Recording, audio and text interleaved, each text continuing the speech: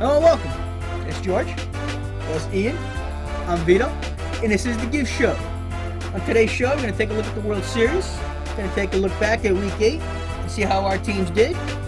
Ian's a little lucky. His heart's a little easy. Yeah, it's been kind of peaceful to be a Cowboys fan right now. Coming off the bye week, yep. I think George is pretty much fed up with his Jets at this point. If you don't laugh, you cry. Might have another rant for you guys in a little bit. We'll see if you guys went in them. As for me and my Pats, I got really nothing to complain about. We're 8-0. Yeah. Keep on winning. Now to give an update in the World Series, I'm going to throw it over to George. Good evening, everybody. Thank you for joining us on another edition of the Giv Show. Okay, that's enough of an introduction. Everybody already knows what show it is. So, okay. I'm going to go into this game. We got the Nationals visiting the Houston Astros in Game 6 of the World Series, the Fall Classic, whatever you want to call it. And it's turning into a classic from what we've seen if the Nationals can hold on in the top of the 7th and to hopefully push it to Game 7.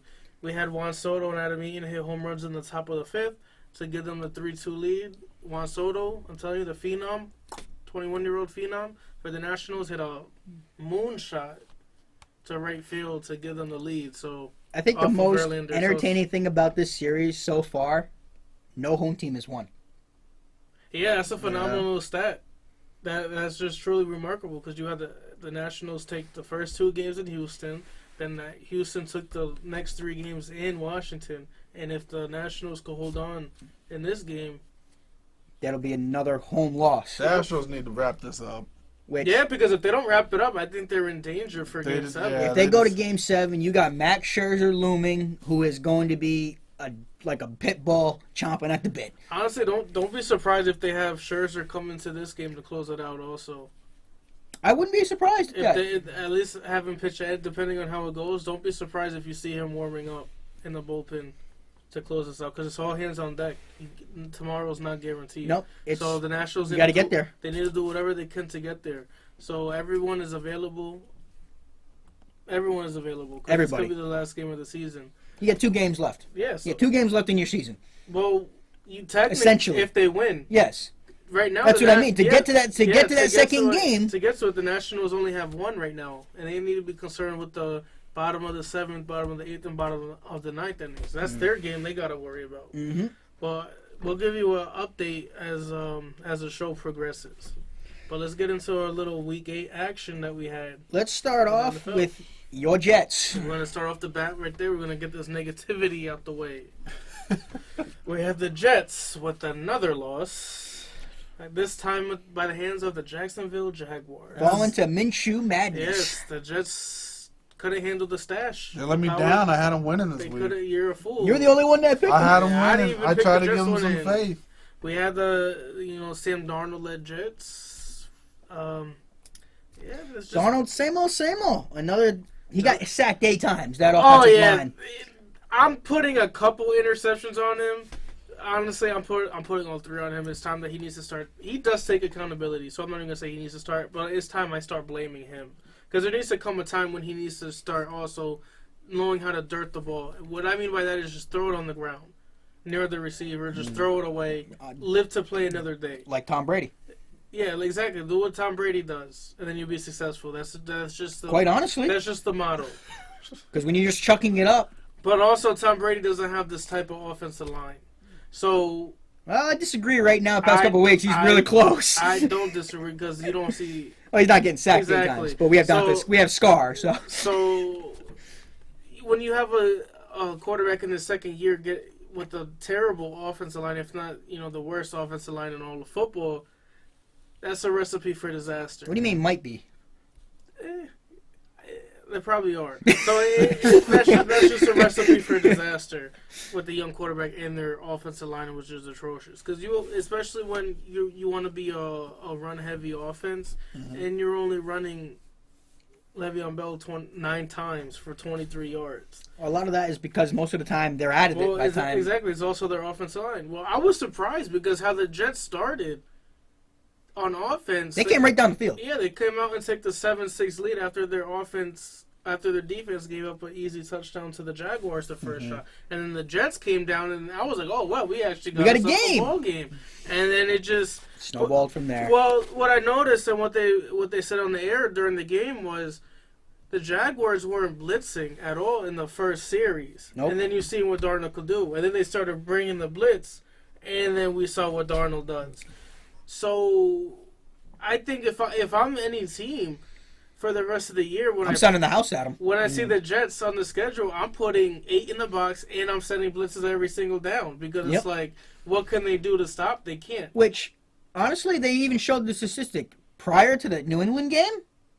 He faced the blitz 15 times and completed the pass every time.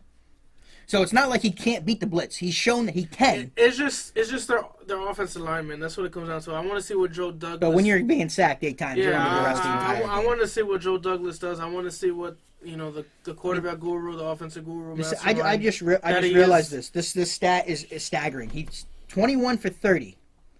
That means 8 of the 9 times he dropped back, he was sacked. Yeah. And every other time when he actually had time to throw the ball, he completed it.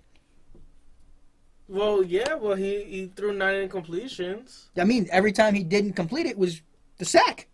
Well, 3 of those are interceptions. In the 3 interceptions. Yeah, the 9 incompletions though. Mm-hmm. So you had 17 plays where obviously like the 9 incompletions don't concern me. No. The only fact is 3 of them was interceptions. Right. And then you had that. So he had 6 incompletions essentially. No, it was 9. He completed 3 to the other team.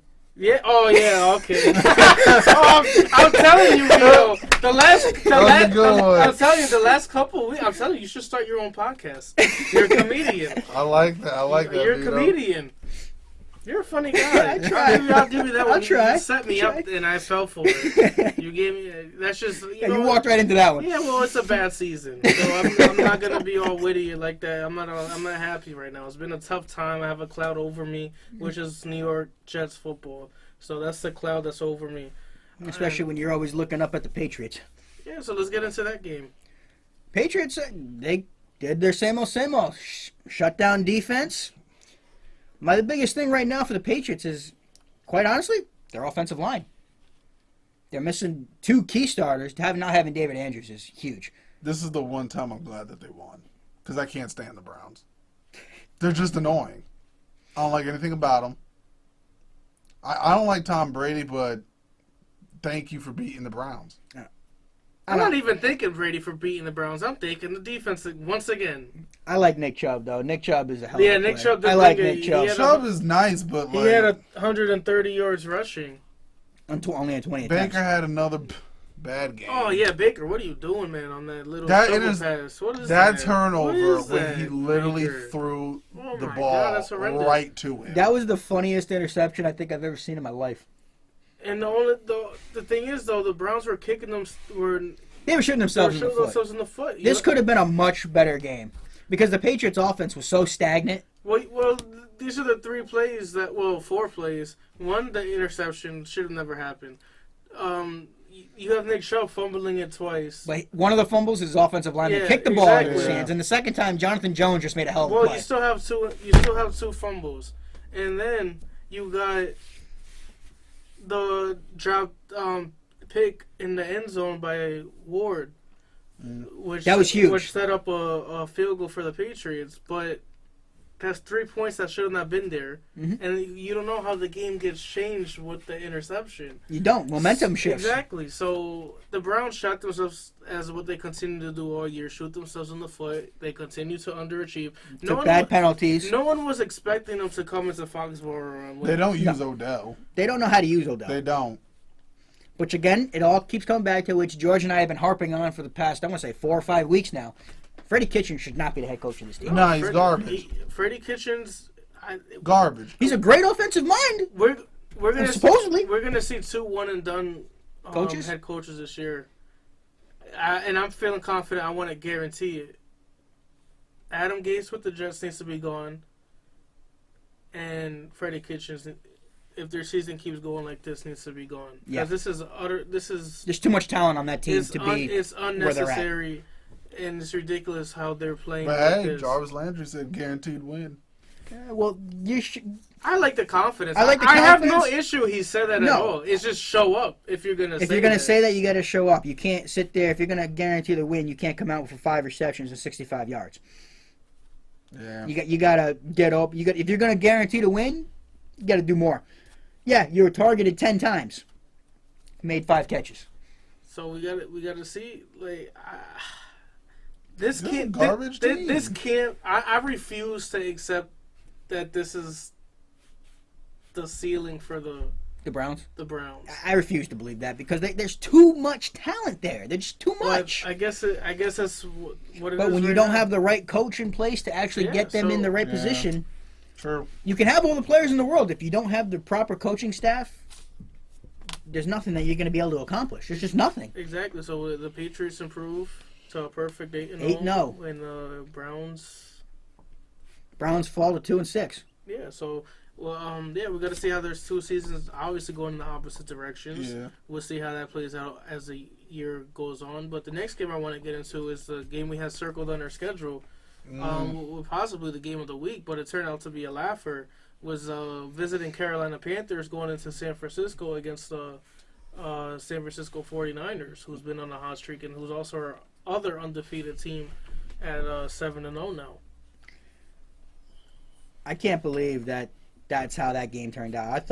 I had a feeling that it was going to be 40. I picked Carolina because I thought they were going to be close to this. I thought the defense was going to steal them a win. Obviously, their defense did not show up. No.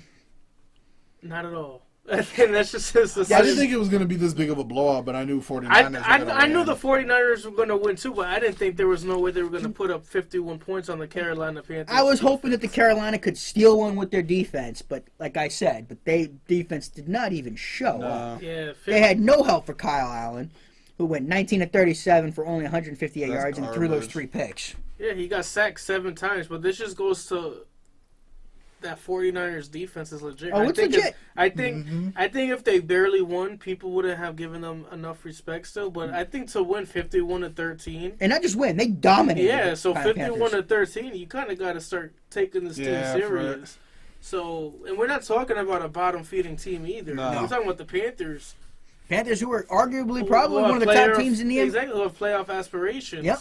So, I don't know we know what went wrong. It's just the 49ers punched them in the mouth and they didn't know how to recover. We got Nick Bosa, who is arguably, well, it's not arguably, he's going to win Defensive Rookie of the Year. He's running away with Easily. Defensive Rookie of the Year. So we just got to see if he's going to win the Defensive Player of the Year. He's probably going to win that too. Because he's phenomenal. Richard Sherman is back to his old ways, which I'm glad. He added another interception on the year. He's back to his shutdown form. Yeah, so I'm confident in the San Francisco team. Jimmy Garoppolo is doing what he needs to do, and that's be a game manager. Don't lose the game. Win the games, pretty And much. that's it. Just don't lose it. So I want to see how their year continues. Tevin Coleman had a good game, had a couple touchdowns, over 140 yards rushing. I want to see how he continues. They got the right formula. They got the ground and pound. Definitely. What can you do about it? Especially in this day and age of the NFL. They got the ground and pound. Yep. Instead of the just prototypical 400-yard passing game. You let your running game set up your passing game. Yeah, so I'm glad I can't. And Jimmy G is just doing his job as a yeah, game manager. There's nothing special about his numbers. He threw for 175 yards or so. He managed the game. Well, let's go into this. If Kyle Allen has because Kyle Allen has already been named the starter in this week for the Carolina. So if he comes out and lays another egg, do you go back to Cam Newton if he's healthy? You have to go back to Cam Newton at that point. You can't go back to this. No, I agree with you guys. I think if he performs well, it's going to be an interesting. Now, if Kyle Allen conversation. comes out, throws for 350 yards, Yeah, 3 it's touchdowns. going to be an interesting. I wouldn't want to have that. I wouldn't want to be the one to make that decision if he does. But if he lays an egg, I think it's easy. You go back to Cam Now, Newton. speaking about a quarterback coming back, Yeah, going back to a team that we already talked about, Minshew Madness. Do you sit Minshew Madness for Nick Foles? I will. So we're in the week of a quarterback Transition. transition and controversies. You stick it out with Minshew. You let Foles be a backup and you call it a day. You got to go with the younger guys. And, we go with the younger guys in those situations because Nick Foles, you know who he is. Cam Newton, you know who he is. Yeah. He's former MVP. But he's also shown he hasn't been winning the last couple of years. So, but He's been hurt the last few years, though, too. Exactly. To be fair to Cam, he has been hurt. Exactly, he has Yeah. been hurt, so you can't rely on someone who's been hurt. Mm-hmm. And you go with the younger guy.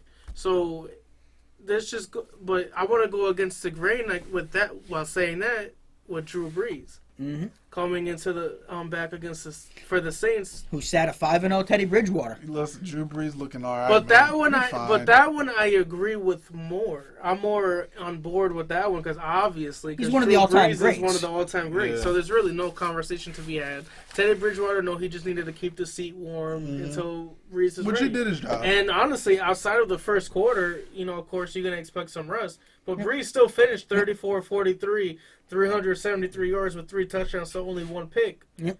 With a passer rating of a 116.4. So, what thumb injury? Yeah. And he pretty came much. back, Is my what, question 2 of weeks the early? day, what thumb injury? So, I think he raises the Saints to another level. Yeah, Oh, he does. I agree. They go from contending to championship level, Yeah, essentially. yeah. That's actually a good way to put it. And I'm fine with it. They go from that's perfectly well put. So, and this is what I want to see how they perform now. They got Drew Brees back. I expect their offense honestly to be like that for the rest of the year. But I want to see how they are now when they get Alvin Kamara back in a couple of weeks. Now, do you think that the Arizona went too high taking Kyler Murray? No, I like Kyler Murray. I'm a big fan of him. Like they already won 3 games this year. They only won 3 games all of last year. And they're projected to win, 2 games this year? I think? If that. So I like the move. I'm glad. I'm still glad they drafted him. He's not putting up world godly numbers. But this he's is the still a Arizona rookie. Cardinals. Yeah, he's still a rookie. He's also on the Arizona Cardinals, so we still have to put that into perspective. They're not that talented. And he's been sacked 26 times. And they still they still got 3 wins right now, which potentially they could obviously finish with more. We'll see how that goes. I think they're a 5-11 team. Maybe, but still, I like Kyler Murray. I do like Kyler I'm a Murray. fan I of was him. just wondering what you thought. What about you, Ian? What's your thoughts on Kyler? I like Kyler. I do think he needs to do more. Well, it's kind of hard to say that as he's a rookie. No, it's You're not going to expect him to put up. It's his first year. I think he will get better as time goes on. I Yeah, definitely that's all think he needs is more time. I give think him he'll more reps, definitely give get him better. more weapons He'll around be him, a fine. better offensive line. They just traded for Kenyon Drake. I mean, he's almost thrown for almost 2,000 yards in the year. Yeah, he'll be fine. He's been without David Johnson for pretty He'll much be fine. most of the whole year. So I liked him coming into the Yeah, league, I liked him too. Everyone wanted to talk about his hype, but that doesn't really concern me. I mean, look at Drew Brees if you want to talk about hype. Exactly. So he's just showing you like height really doesn't matter. It And Russell doesn't. Wilson, but we'll get into him in all those games later in the year. We'll get into our Week 9 preview later in the week. We'll talk about that. But let's talk about our Sunday night matchup. Who We we had thought- the Aaron Rodgers and the visiting Green Bay Packers going against the Matt Moore led Patrick Mahomes list Kansas City Chiefs. Who, Matt Moore? Showing he can still ball. Hey, I called him Matty Nice. And I'm telling you, my friend Eric, if he hears this, Matt Moore used to be with the Miami Dolphins, and my friend Eric is a diehard Dolphin fan. He must be loving this year. And they called him Matty Nice, so he was a big fan of him. So I know he's glad to see that. The man threw for 24 of 36, 267 yards with 2 touchdowns. Quarterback rating of 107. Yeah, so I mean, he did his job. He played Yeah. well enough to win. I think you got to put this game on the You got to put it on the defense. of course, which has been their Achilles heel for the last couple Aaron of Rodgers seasons. did his thing, though. But yeah, of course, Aaron Rodgers does his thing. And he shows up. 23 of 33, 305 yards, 3 touchdowns. Enough said. 129. And let's just give more credit to Aaron Jones also. He had 159 yards receiving. Yeah. As a running back. And another 67 and 2 touchdowns rushing. So over 200 yards, all-purpose yards. And 2 touchdowns. That man has been And he could have had carrying 3 it. touchdowns if he didn't step out of bounds on the long reception. That is true. That is true. Aaron Jones, he's good. Aaron Yeah, oh, Jones, yeah, He's showing out. So He's putting it on the floor. and they're doing this without Devontae Adams. So he's coming back. My only concern is they gave up 24 points against a Matt Moore-led offense. Yeah. So does this show that how good their defense actually is, or is the Chiefs just very powerful? Which is which? I think it's a little bit of both. I think it's the Packers. Their defense. We're not used to seeing outside of like a decade ago when they had one of the top defenses in the NFL. Yep. The Packers have, in the time Aaron Rodgers has been quarterback, they've had a bad team. Exactly. So I think we see them overachieving, and we see them performing at a higher rate than what we're used to. So everyone's like, "Oh my God, this Packers defense is just astonishing. They're just tremendous." But it's really not when you look at their stats. But it's really not. We're just comparing them to their old ways. Yeah. Mm-hmm. I mean, if you look at how they actually line up on the year, their defense is really middle of the road. They're 24th in passing, or 11th in passing, rather. They're 30th in rushing, which is weird having Aaron Jones and you're 30th in rushing. Or 27th in rushing. I was looking at the wrong thing. Yeah, so the Chiefs... Still, if you're 27th in rushing and with their defensive stats, they'd give up 145 yards a game. Yeah, the Chiefs, I knew that was going to be a problem. That was going to be a problem coming to this game. But I think it tells a little bit about the Chiefs also. The last two games Mahomes played before his knee injury, he wasn't fully He wasn't healthy. himself either. He was so injured. So I want to see if he comes back healthy. I want to see how this Chiefs team really takes off because they're one of the fastest teams I've ever seen. Oh, it's one of the fastest teams I've ever seen. So I want to see how and if Sammy Watkins comes back healthy, I want to see how they are. They got three of the fast receivers I've ever seen. I want to see how they are for the stretch. But that was our games of the week. But I want to get into a little important thing that we know of. We had the trade deadline, which was today at 4 p.m. We had a lot of trades this year so far, but unfortunately we didn't really have any today. On the trade deadline day, nothing really got done. There was a lot of smoke, but there was no fire.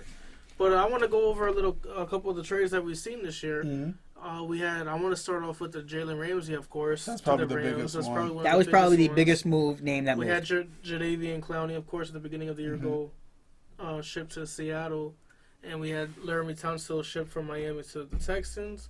Garyon Conley shipped from the Raiders, the young cornerback shipped from the Raiders to the Texans for a third rounder. Quandre Diggs, a stud safety. I don't know. I'm still perplexed. I don't understand what the Lions got rid of him, but they felt like it's better for them. But for the Seahawks, they got a steal for only a fifth rounder. Emmanuel Sanders and a fifth from the Denver Broncos got shipped to the San Francisco 49ers for a third and a fourth. Mohamed Sanu from the Falcons got traded to the Patriots for a second. Marcus Peters got traded to the Ravens for Kenny Young, a young linebacker. He's probably going to be pretty good. Jannard Avery from the Browns helps the Eagles in their attempt to find a pass rush. Because the Eagles needed a pass rush. They gave up a fourth rounder in the 2021 draft. Kenyon Drake, as I mentioned earlier, he got traded to the Cardinals from the Dolphins for a conditional sixth, which could turn into a fifth. But the biggest trade, obviously, that I was most concerned about, and my eyes were open. I didn't know what was going to happen. I was telling you, I hope it does. You were hoping all year that he was going to trade. All year happened, and as Leonard Williams getting traded to the in-state rival, the in-building rivalry to the Giants. So all he has to do is just switch his team colors. That's it, because he's still in New York. I agree with this trade. I think this is a rare win-win trade scenario for both teams. I think that Leonard Williams with his 14 pass rushes is going to help a pass rush that hasn't shown up for the Giants. I think is going to help them. He's going to help with their rushing game, who they're ranked 22nd. Leonard Williams is a good run stuffer, so he's going to help them tremendously. At least I believe so. And the Giants gave up a third-round pick and a fifth-round for next year, which could turn into a fourth if they re-sign Leonard Williams prior to the new league year. So I want to touch base with that third-rounder because that's going to be a high third-round pick. It's going to be early in the round. The Jets, it's a foregone conclusion, they weren't going to re-sign him this year. No. So instead of getting a compensatory pick in the 2021 draft, which probably would have been a third-round pick anyways, they get a third-round pick this year. And it's going to be a high third-round pick. And if I'm the Giants, it's a win-win situation because if you have to re-sign him, cool. That means he's successful and he's going to be a good stepping stone for them because he's only like 25 years old. Yeah. It's not like he's done much for the Jets this year either. No, he hasn't. So his time in the Jets it was over. So the Jets just cut bait with him now. But he was your 6th overall pick in 2015. Which hurts because that was only 4 years ago. You would rather pay him, but he didn't work out. So at least Joe Douglas has no ties to this team. None whatsoever. He's got no ties to anybody. He hasn't had one offseason yet with them. He had one training camp with them. That's it. I think the biggest name that was even brought up today that didn't actually happen, which I'm sure you're sad about because you would have loved to have him, is Jamal Adams. Your boy, number 33. My eyes got big on that. My eyes got sad because I was about to cry, but I was also happy.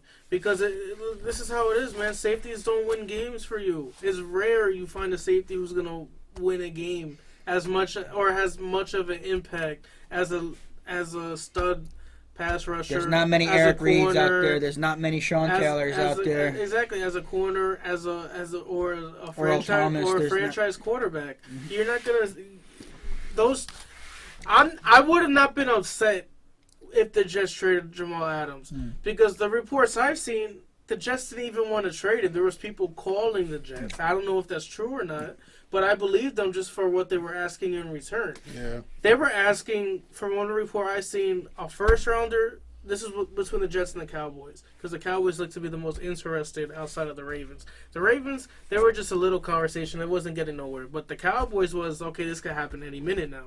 So the Cowboys, I know they had a number one. They had a first round pick on the table.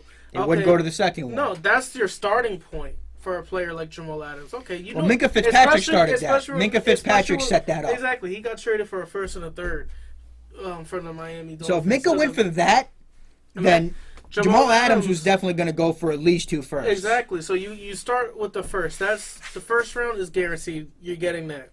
Okay, now what's the other pieces? The Jets, they wanted 2 second-rounders on top of that. So we're talking about a first-rounder, which is going to be in the 20s, assuming the Cowboys make the playoffs. And then there's going to be a couple late second-rounders. Mm-hmm. Still picks in the top 100. Yeah, so I would have been comfortable. That would have been another 3 picks added to the 5 you already have. Exactly. I would have been comfortable with that. I would have not been comfortable if it was just like a first and a third. That would have been a bad sign for the organization. That would have been terrible. You don't give up a player like Jamal Adams for a first and a third.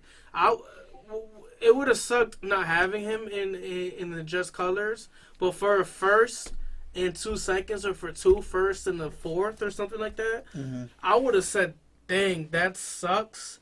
But you know what? At least they got a good return for it because he's the Jets' lottery ticket. And mark my words, this isn't the end of the trade talk because I want to see how they react because I already know the Jets, they're going to finish for probably like 3 or 4 wins this year, so they're not going to be good at the end of the year. I want to see when it gets to the scouting combine and the trade deadline. In the draft season. I want to see him. I'll be surprised if Jamal Adams is still with the Jets. As much as I hate to say it, but on that note though, it was a fun deadline. It was a little, it was a little, we thought we was gonna get more from all the reports coming out, but we didn't. But it's okay. But I want to get into a little update actually on the Nationals and Astros game. Yeah, the Astros scored 2 runs in the 7th. They extended their lead to 5-2, and we're in the bottom of the 8th now. It looks like Rendon hit a home run. So it's looking like if they could hold on for 2 more innings, we're looking at a Game 7 tomorrow night. Where again, no home team is looking like they're going to win a game in the World Series. So I think the Nationals, is that like what we said when they faced the Dodgers in Game 5 in the divisional round. there's no pressure. It's all on Astros. All the pressure is on the Astros. No one of course the Nationals are going to have pressure because they're this far. Right. But no one expected them to make it this far. No one expected them They to weren't beat even the supposed. Astros. They weren't even supposed to make it out of the first round. Exactly. They wasn't even supposed to make it to the playoffs. Nope. So they've been here. We're not supposed to be here, but you know what? We are here, and we're going to show you why we're here. And they could continue on that on the backs of their starting pitching. Anthony Steven Rendon. Strasburg I out respect it. And you got Ron Soto showing up again, the 21-year-old phenom. Which So- I think we all expected Strasburg was going to Yeah, he showed out. 7 innings pitched, 5 hits to 2 earned runs. He did what he did. 7 Ks. He did what he did. He did what he needed to do.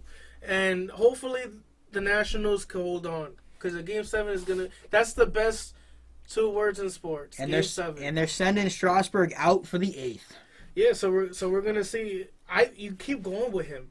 Keep going with him. Because he's hot right now. So he's at 100 pitches. If he could get Altuve out right now, that's a huge out. Altuve's 0 for 2 today, so you know what? Keep it going. Because then you got Brantley, 0 for 3. I think they take Strasburg out. We'll see. I think they take him out when he goes against Alex Bregman because he has success against him today. He's 2 for 3 against him so far.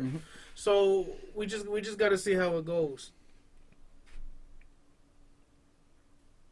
But. So we're in the middle of the 8th, and it looks like Altuve just got out. He did so get now out. we got 1 out in the 8th. Sorry for the pause. We were just watching the game. Wanted to give you guys updated info on that. But on that note, I want to give it to Vito for the best minute in sports, and that's the NHL minute. Please take it away, Vito. Get going on those Boston Bruins. Bruins have actually looking really, really strong, putting up another 7 goals today. David Pastrnak playing out of his mind. Don't want to forget about Patrice Bergeron's hat trick the other night. And tonight we had Halak in net, who is 3-1. The only loss we've had has been Halak in net. But still, we have the best backup and we have the best goalie tandem in sports. Halak and Rask stay healthy, the Bruins are going to go far. They're looking like they could end up being the President's Trophy winner this year. And hopefully it doesn't hold them back. But this team stays healthy. I want to see them going strong. Yeah, they beat my New York Rangers. And that is the Hockey Minute. All right, everyone. So we just want to say thank you for tuning into today's episode. We look forward to bringing more content later this week. We're gonna go over the Week 9 preview of the NFL. We're gonna give our reactions to. It's looking like I'm confident in saying it's gonna be a Game 7. I think it's gonna be a Game 7. So hopefully we could get into a Game 7 and crown our new champion. Yep.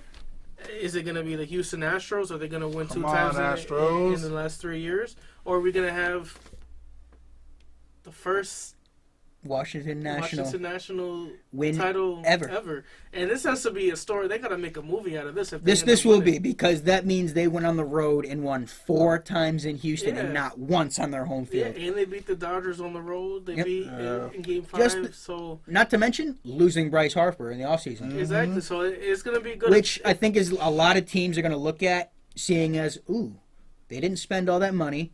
They distributed that money between about 4 other players to fill their roster instead of building around one guy, and they're in the World Series. Yeah, so we'll get you our reactions on the game, on a possible Game 7, but we think that it's going there. It's looking bleak for the Astros. So unless they have a late comeback, we're gonna go into Game 7 tomorrow night in Houston. Yeah.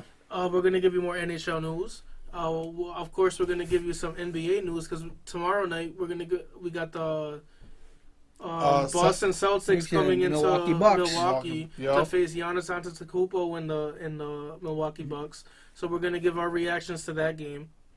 But let's keep the conversation going. Like, comment, subscribe below. Hit us up on Twitter. George likes a good argument anytime. Hey man, I'm down.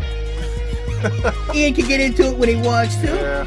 And next week we are gonna have callers coming in and we'll have extra voices just to get a different Just to perspective. spice it up a little bit.